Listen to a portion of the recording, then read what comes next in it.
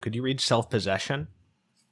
Oh, I'd love to. Yes, I wanted this book to, as sort of a tribute to Richard Wilbur, Anthony Hecht, and some of the great mid-century formalist poets in the American tradition, to create a collection of poems that was intently focused on formal perfection, on just being a well-made thing that would sing and speak articulately, but also as a central guiding theme, one that picks up some of what you probably encountered in The Strangest of the Good, is to query the question of the goodness of form as gift, in an age of atrocity such as much of the last 100 and so years has been. And so I wanted not the first poem in the book, but the first poem in the first section of the book after a proem to an unborn child, to draw the reader's attention to the goodness of form and the role it serves in rendering intelligible and articulate even the most formless kinds of passion and feeling that we may experience. So here is Self-Possession. This girl in heels walks by a mirror and stops to sweep her hair from her shoulder, then turns and goes as if it's clear her fate is to be her own beholder, and that glass in the hall grows clearer with her approach, and dimmed and older, deprived and emptied of the face whose visitation was its grace. With a firm setting of his jaw and straightened back, the youth may steel himself against the threat of awe to loose his flabby soul and peel away composure, lest some raw sensation rob him of what's real. Thus armed and solid, he'd appear to her whose beauty wanders near. Others may call it all deceit, the buoyant body, air of grace, the mannered greeting, slow retreat of hands, the raised repose of face. Those frail and viscous hearts that greet the world lie hidden in a case, losing what life they seek to gain, immured from all such honest pain. But heart, who wait in cloistral dark and strive to beat in measured tune, you lend the decent form its spark, while it sustains you when you swoon, gives to thought's flight its well-aimed arc, and writes what from sense fades too soon, so truth may not die in the ear, but suitably disguised appear. Yeah, I mean, I noticed on reading that this is dealing with a favorite theme of yours, for sure. And, I mentioned I was reading your other book, The Fortunes of Poetry in an Age of Unmaking, simultaneously with this collection, or right before I read this collection. And in that book, there is a historical aspect, a philosophical aspect, an aesthetic aspect to it, but you go through a number of points in the history of English poetry, and particularly the past century, and look at some things, different claims that have been made about what poetry is and can be, different definitions of poetry, different attempts and experiments, and try to see what we can learn about what poetry is not and about what it is from all of those different things. Mm-hmm. And one of the questions, and this is a rather big question, and I would only ask you to answer it in maybe a sort of a shorter way, because it's such a big question, that is relevant to this poem that you just read, is the question of, is it possible, when we're talking about the form of poetry, is it possible, or should we distinguish between verse and poetry? Mm-hmm. Not really. There's you can make a distinction and reason that's plausible, but doesn't. The distinction might be something like, the distinction people might try to make might be, well, verse is, you can use this craft of writing in verse, but if it doesn't have some kind of special spark to it, then it's not poetry. If it's not great poetry, then it's not poetry in a sense. Okay, but yeah, so that's a great way to put it. So T.S. Eliot, others, T.S. Eliot, Sir Philip Sidney, lots of people have made either explicitly or indirectly some kind of distinction between verse and poetry. But, and in fact, I just, in the last issue of National Review, I just wrote a review of Charles Taylor's new book, Cosmic Connections, where he's looking at the German Romantics. And it might be helpful to think about the Romantics in this context. The Romantics said that poetry is a special kind of language, a language that opens on to reality, that reveals being to us. That's an unacknowledged legislature, in oracle. And we say, okay, so there are two different kinds of language. What would be the basis in the language itself that would make one kind of use of language poetic and the other not?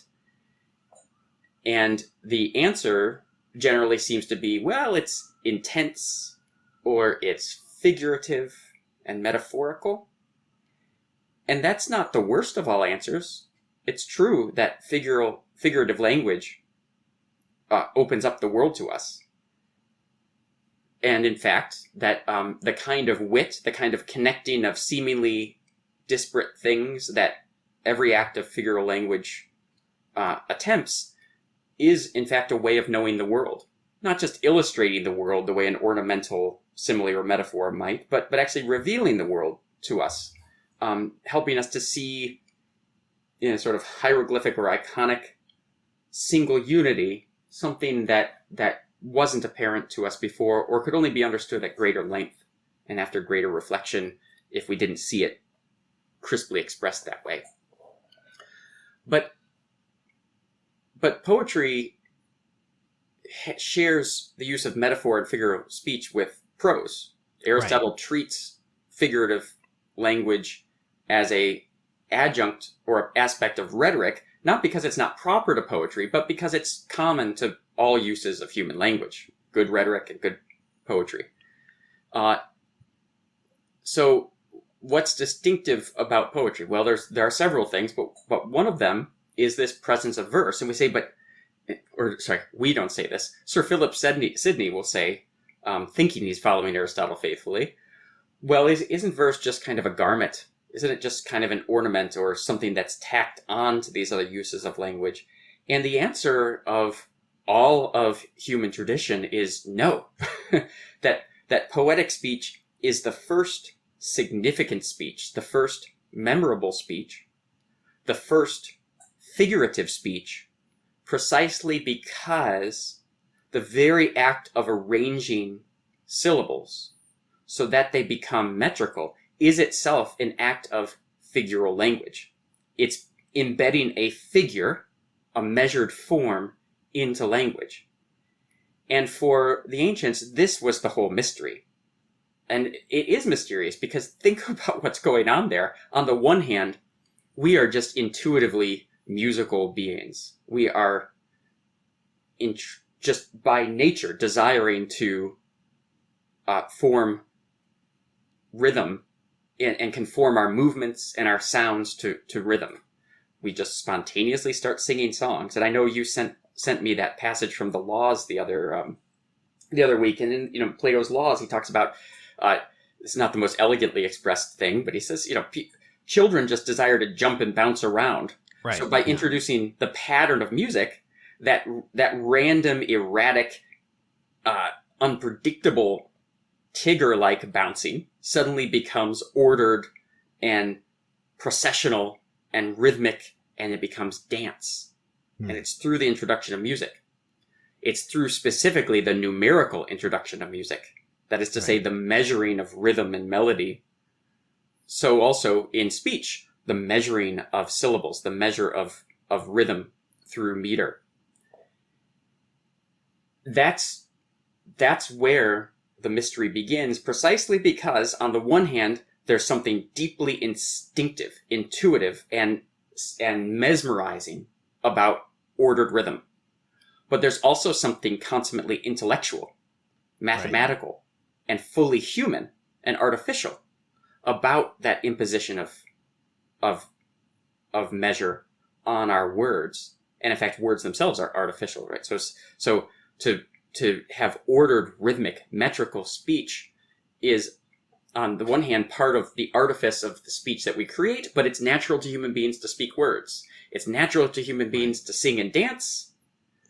But it's artificial to bring the order that makes it possible to do so.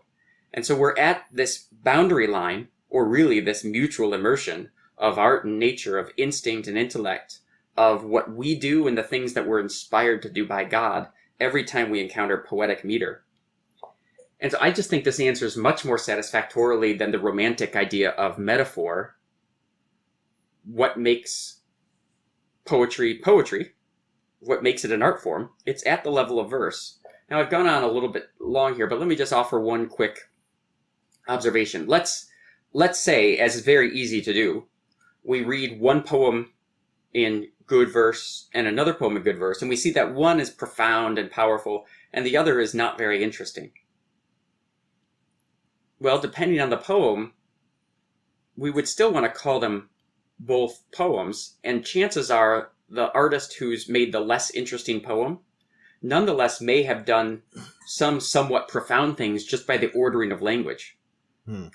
Creating a certain kind of perceptivity through how he expressed things. And that's what, that was Alexander Pope's highest aspiration when he said, "True wit is nature to advantage dressed, what oft was thought but ne'er so well expressed." Just the expression itself is a reconfiguring of our perception of reality. So even if the thought's not that profound, we might see it for the first time because it's well expressed. Or even if it's profound, it may be profound, but it may be very prosaic in its image. It may not be. It may be abstract. It may be not metaphorical, but still, when you measure it, it still takes on a certain greater or heightened order. And some poetry is just not good poetry.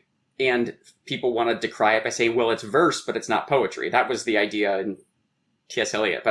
But I don't. Where did C.S. Lewis say this? That we have to stop using Christian as a term of praise. Right? You're a good Christian, or that's Christian of you. That's good of you. We say, but in fact, a Christian is defined by an act of faith, by an assent to the truth. Right. And the world is full of good and bad Christians. Well, the world is full of good and bad poems, but they're still poems.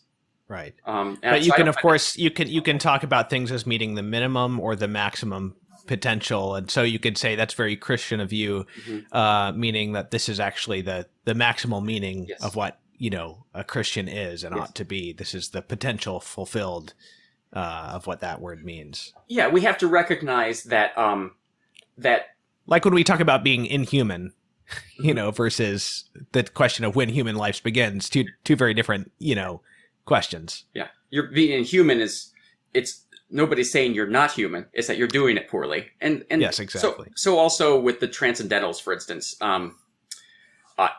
truth is a property of being. Everything's true in that sense. But when you say something that's perceptive, somebody says, too true, right? Or that's the truth. And it's not as if only that's the truth and other mundane statements like the kitchen's on fire are false. It's that we use the word truth both as a property of being to say that which is, but also as a kind of perfection. And so it is with a poem. I mean, somebody out there might be listening to St. Thomas and the Forbidden Birds and say, "Oh, that's hardly a poem. That's not much of a poem at all." But somebody's going to say, "That's poetry." And they're using that word in language in terms of perfections. But that's fine, but it's not helpful if it then leads us to create this new genus dualistic lexicon of distinguishing poetry or verse or poetry and prose. That's all 19th century romantic stuff that I don't think is very helpful to understanding the truth about things.